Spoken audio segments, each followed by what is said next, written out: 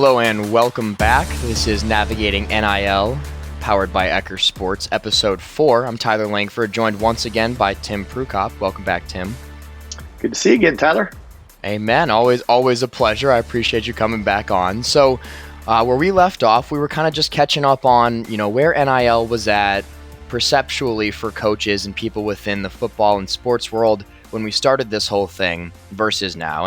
And I think one thing we were talking about was about how people are starting to catch up to the idea that, even if we don't like it, we still need an expert. We still need someone that we can trust. But I think something that's interesting about NIL is the amount of just constant change and the amount of surprises that are happening, at every level throughout all of sports. So my first question for you is, what surprised you about the NIL industry in general since you've started this thing? I think the biggest thing that I'm surprised about is the level of misinformation that's out there. I think there's a lot of people who think that it's something that it really isn't. And to me, that's where a lot of the challenge and the problem comes from. If it's an old school coach thinking this is going to ruin my locker room, or if it's, this person's making $8 million to go to this school and it's not true. And the way that then impacts the decisions that student athletes make, that's the thing that is the biggest shock to me is how I don't know the word for it, but having accurate and timely information just doesn't exist out there for most people because they're just getting what they get off the internet, right? And or somebody that's trying to create some hype story to get you to click on their story, whether it's true or not. And I think that's caused the biggest problem in this industry. And it's fueled a lot of the negative feelings that people have about it, particularly when you think about some of the old school coaches that are wanting to preserve what they think to be the fabric of this formation process for a young student athlete in high school. The misinformation that they hear about it scares them and it causes a lot of fear and anxiety.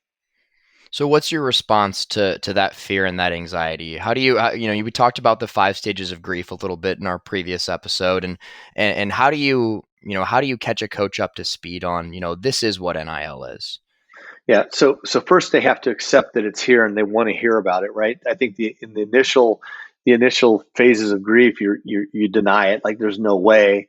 And then when you realize it's here, you're just angry about it. And then you want to start negotiating. Well, I'll only allow it if I get X, Y, and Z, which you have no control over. So you're not going to get X, Y, and D. And when they realize that, they just are depressed, like, oh my gosh, it's here and there's nothing I can do about it.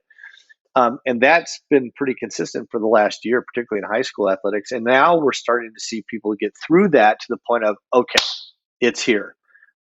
I got to figure out what to do about it. And I got to accept the fact that it's here. And so that's kind of been the progress of it. And I think today you are now seeing the good coaches and the good administrators really trying to think, how do we actually make this a positive aspect in our program? And the first step that they need is they need to get educated on what it really is, right? There's a lot of people, for example, who think that the Alston ruling about college athletics applies to high school athletes. And so everybody's afraid, well, they're letting the college kids do NIL, so they're going to let the high school kids do NIL. And the fact of the matter is it couldn't be further from the truth.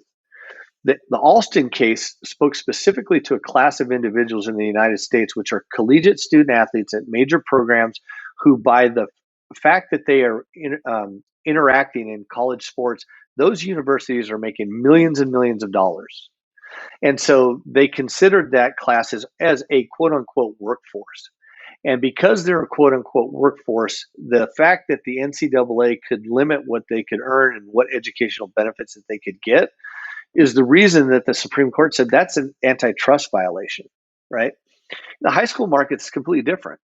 High school kids are not going to ever be considered a workforce because by the fact of them participating in high school athletics, they're not generating millions of dollars for their high schools. That just doesn't happen. And in fact, most school districts operate at a loss every year, even with good football programs and basketball programs. So the challenge in the high school market is it's a different scenario, which would it be unreasonable to restrict a high school student athlete from doing an endorsement like anybody else could that wasn't playing sports? And where do you draw the line there? And that's why now you start to see all of these states that are making rules about the high school market that say, look, you can do an endorsement deal. You can monetize your name, image, and likeness. You just can't use school marks. You can't use facilities. You can't refer to your accolades at your sport. But if you're going to go be in a commercial, or you're going to act in a movie, or you're going to go coach at a camp, totally fine. And I think that because people don't understand that, that's where still all this fear lives. So at Eccker Sports, what we're trying to do is we're trying to educate people on the differences of those things, so that they understand what it is that they're dealing with, and they're not just acting from a place of fear. Right. And it's not just, acting from a place of fear, but once you have that understanding and once you're comfortable, whether it be working with us or doing the research on your own, however it may be, once you're comfortable with NIL and the topic, it's something that can actually benefit your program, right? I mean, you look at, we were talking about this even before we hopped on and started recording, but these kids are learning at a young age how to build their own personal brand and how to monetize themselves and how to pay taxes. And I think a lot of that flies under the radar too. Yeah, well, it's great life skills, and you have opportunities too. There are certain scenarios where you have people that come from very modest means, that all of a sudden they have an opportunity to earn $10,000 or $15,000 because of their who they've become. Shoot, that can be a generational difference in their family, right? And when that's the reason why in Louisiana they early on said you can do NIL in high school, because for kids in that situation, why not give them the opportunity to do that? So, but I do think that the life skills that you build through this process of having to manage your own stuff is great for the kids, um, as far as their experience and what it means to them for the rest of their lives. Because our economy is different too. 50 years ago, a job as a carpenter was a really good job that people would do and have pensions and all that stuff. Well, it's not the same in that field anymore, or being a miner, or being in a manufacturing company. But now you have this new digital world with all of this capability and technology. Why not take advantage and figure out how to leverage it to your best ability in this capitalist society? I mean, it's great, I think, from that perspective. Absolutely. And I mean, learning those lessons in high school or in college will serve you for the rest of your life. And it's all resume building. So it's especially impressive when you see people leveraging it for good. I mean, we were talking as a company a couple weeks ago about an Indiana basketball player who paid his sister's student loans off with an NIL deal. And I think a lot of, you mentioned it, the sensationalized headlines that we're going to see in the news are going to be, this kid signs for $20 million, or this happens, and not the more altruistic and service oriented, man for others type deals that we've talked about within Eccker Sports. And I know that's a big reason that we wanted to do the foundation. So I'd love to hear you just talk a little bit more about, the inspiration for the foundation and what we're doing there. The inspiration came from conversations with administrators at the high school level who got to the point of saying, okay, if NIL is here, what do we do about it? And we thought, you can sit back and try to put your head in the sand and not do anything about it, or you can try to figure out how to build an NIL program that will actually um, merge with the cultural goals of your school. And there's a lot of private schools out there that have big community service programs and servant leadership type programs. And we thought, well, wouldn't it be great if you had a nonprofit foundation where money could be donated there and be tax deductible, and then that money used to create programs where student athletes could go to the local children's hospital, or to a local charity, or to Boys Town, or whatever it might be, and offer support in the community. And then you've got a scenario where you've got, it's good for the kids because they're learning how to do community service oriented things. It's great for the community because they're getting the benefit of these kids coming and doing those types of things. And then give you an opportunity to be able to monitor what's going on within that. So it's not just about what can I do for myself, but is there a way I can have an impact on my community? And so from the very beginning, it was really Randy's vision on how do we develop that program. And when we talk now to administrators at every level in all these schools, they all get really excited about that point. Once they get past the depression and they get into that stage of acceptance, then you start thinking about building programs that are going to be great for my community. Wow. Okay, this is interesting. And it gives you something else to focus on that's more positive. So we've had a lot of really positive response to that. No doubt. And I mean that all comes from the brotherhood of coaching and the sisterhood and the ultimate goal of how can I, build these young men and women into adults and into grown-ups, and a big part of that is that servant leadership. So it makes sense that you and Randy being coaches would understand and be able to connect with other coaches on that same topic. So, for me, and I think for a lot of people, you hear NIL, right? And you think those sensationalized headlines. But, now when I think about it, I think more about the service aspect and the foundational stuff that we're doing. Is there a middle ground? And if so, how do we get there? How do we find NIL doesn't have to be perfect, but it's also not the worst thing ever. What has to happen for that to kind of be more of the national sentiment? I think you need more education about it, right? So that you have voices out there that are actually telling the truth about what's going on. So that'll kind of diminish the extremes on both sides. And then if we start to see states and schools start to put these things in practice, others will come emulate that, right? And then you'll have this places. I always used to talk about. I remember when I was coaching at SC, Keyshawn Johnson was one of the first wide receivers that would really go outside his body and catch balls, right? And at the time, nobody really talked about that. And then when you watch Keyshawn do it, now all of a sudden, all the coaches are trying to come up with drills to teach kids how to do that, right? Which is what he did naturally. And I've always said that coaches, for the most part, unless they were great players, can only coach what they've seen. And I think the same is true in NIL in the sense that we can only emulate what we've seen others do. So we need some of those really innovative, uh, fear-free. Let's go try something and build it, make it, see if it works. Um, Groups to do that, and then we'll see other people start to emulate that and follow it. And then over time, you'll have a lot more examples of good things to point to than just all the negative that you hear today. And I think we're seeing that. We're seeing states, or Louisiana is going to do that. Oklahoma, we're working with them very closely on establishing that same kind of a process. So we'll start to see those emerge, and as we do, we'll see other people follow, and then it'll create this balance that normally would occur in a market.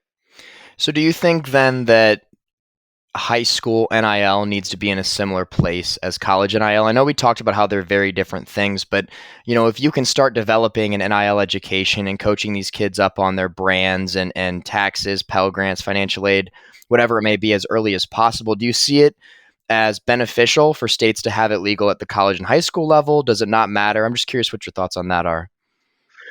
Well, I don't think it matters if we think it should be. I don't think you can ever stop it, right? Right. And again, I think there's a big distinction between what's going on in college and what's going on in high school.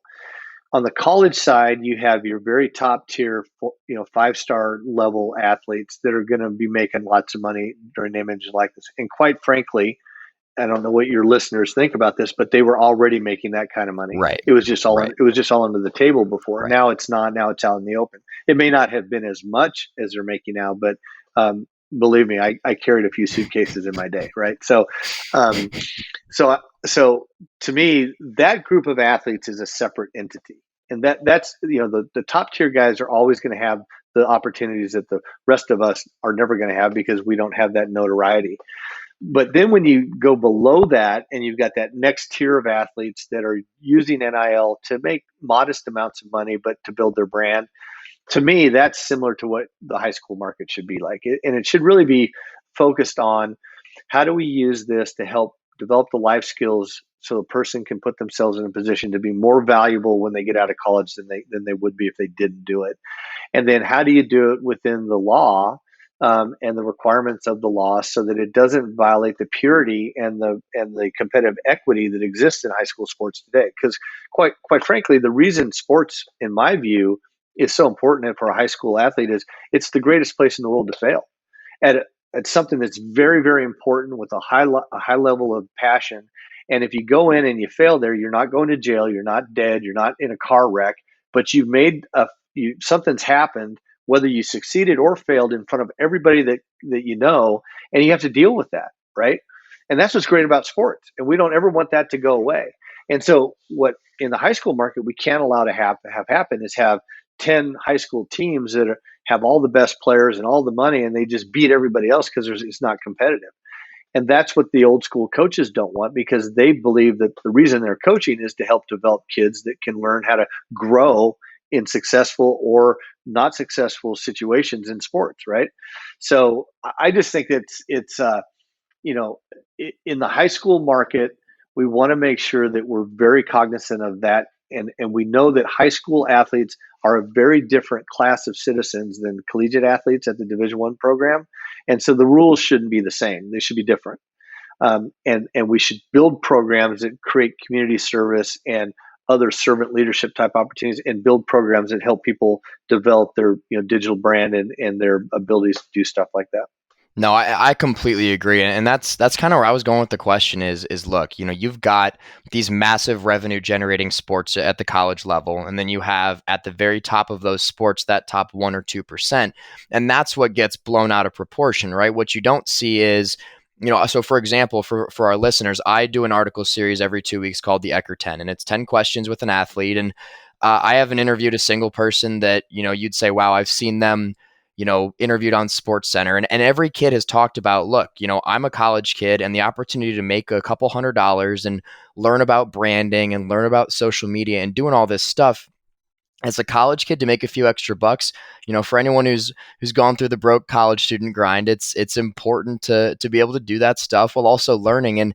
And then beyond just that, I think the high school markets where this is such a purely good thing is because you're absolutely right. Like, if it ends up being a bunch of powerhouse high schools, nobody wins. Because the beauty in high school sports, like you said, is that failure. My best friend in life, he and I got cut together in 8th grade baseball, and we both, we picked our butts up and we went out and we made the high school team the next year. And it's kind of just learning from that and growing closer with people through experiences like that. And high school is where you really get that. So that's why, I'm not big on pushing any agenda, but that's where I can see a lot of very good traits within high school NIL, and I'm grateful to be a part of a company that's pushing those more towards the national attention, because I would argue that since I started calling coaches in Tennessee in May, from then to now, people seem to have a better understanding when we sit down and explain to them that this could make a very positive impact on their communities and their In any kids. high school, yeah, in any high school environment, the athletics programs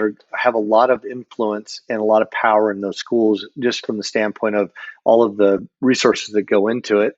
And this is one time in our kind of history where athletics can actually lead the entire student body in something that we think could be really positive. So, and when we talk to the athletic associations, we tell them this isn't just about the athletes. Every student in your school should know these things. And why not build a curriculum for all of the students to give them all the opportunity, if they choose, to learn how to build a brand and how to monetize it and how to maintain the obligations that they require and how to read a contract and how to understand what that says and how to manage your taxes and your finances and your investments and things like that. Wouldn't that be great for every high school person to have to go through? And so this is one of those rare moments where sports could actually lead an entire student body in that case. And that's how, when people get to that understanding of name, image, and likeness at the high school level, I think they start to get excited about, oh man, this could be something that really separates our school from other places in the development of kids and the things that we do to try to help them. No, absolutely. And so then, thinking through the 5 stages of grief for a coach and their journey from this is going to ruin my sport to, all right, maybe we can make something positive out of this. I'm curious, where you fall now compared to where you were at the start of this, your own NIL journey.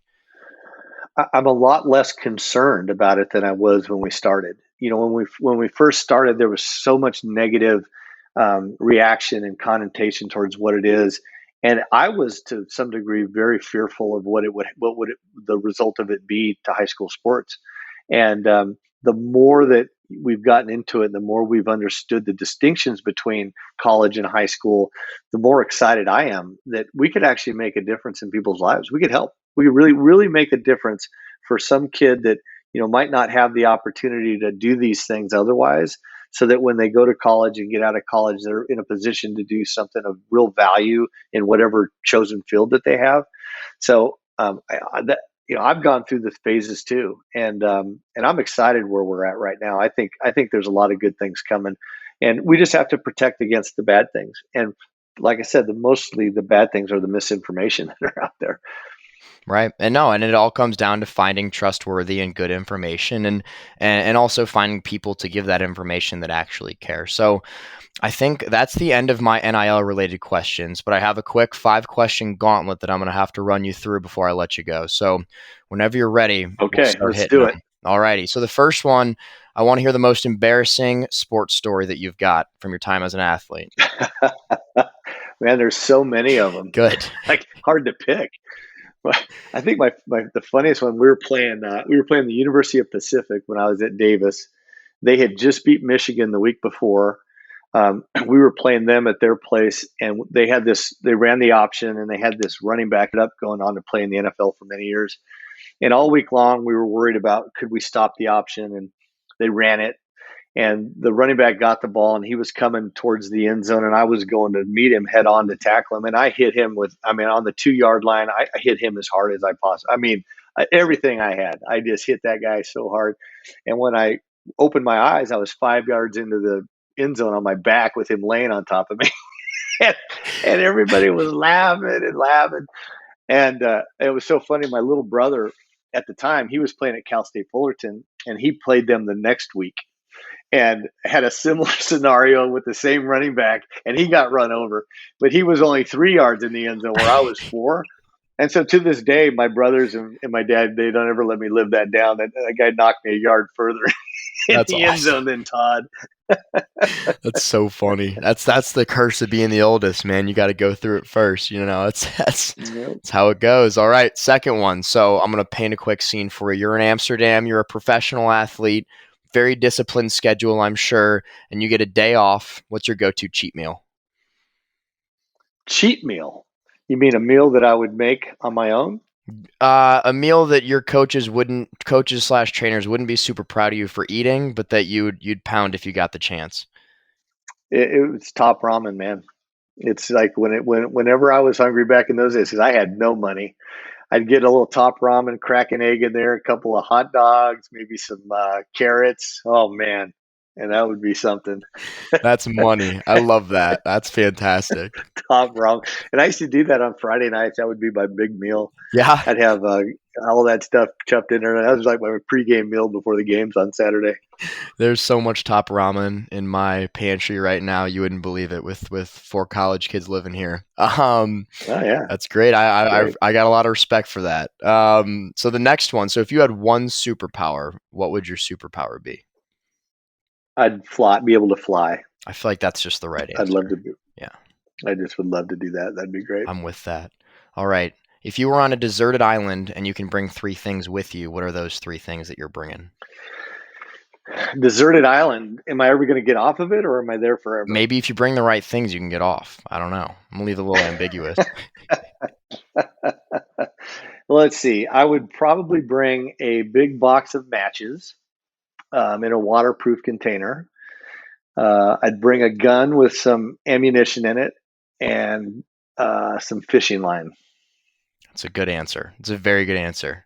I think of the 2 This we've helps me had be so able to far, survive. I was gonna say you might survive. I can't remember what Randy brought, but I think you outsurvive him in this scenario. And I just find a cave and just live. That'd be great. that's all you need. You might even be happy out there, just braving the wilderness. And then finally, thing we'll end on is, who is the greatest athlete that you ever played against? I've been around a lot of great athletes. Probably Steve Berline was our quarterback in high school. So I went against him every day, in practice. He was great.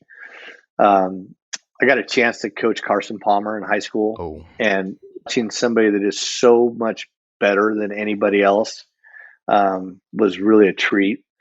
And my favorite is Adam Vinatieri. So I brought him to our team in Amsterdam and gave him a chance to play with us, which got him the opportunity to go to New England. Wow. And he went to New England that next year, and he kicked that field goal in the snow. And, he's probably the greatest kicker in the history of the NFL.